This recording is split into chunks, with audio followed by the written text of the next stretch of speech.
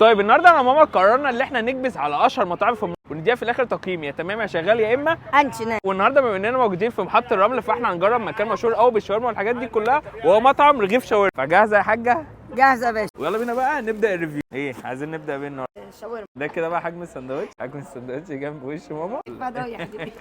انت اللي هتقيم.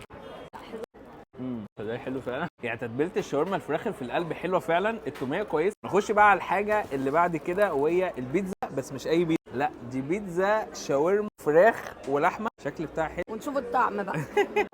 طعم العجينه حلو قوي. طعم الجبنه بقى المحطوطه على الوش موزاريلا مجرمه. كنت متخيل ان الشاورما هتغطي على طعم البيتزا، بس لا البيتزا لسه محافظه على يعني قوامها وقوتها. تالت حاجه بقى معانا في المنيو وهي الفراخ البروست، يعني ده كده حجم الدبوس. الحجم بتاعي يعتبر كويس، لا نضيفه الصراحه، حلوه قوي التتبيله بتاعت البريدنج اللي بره.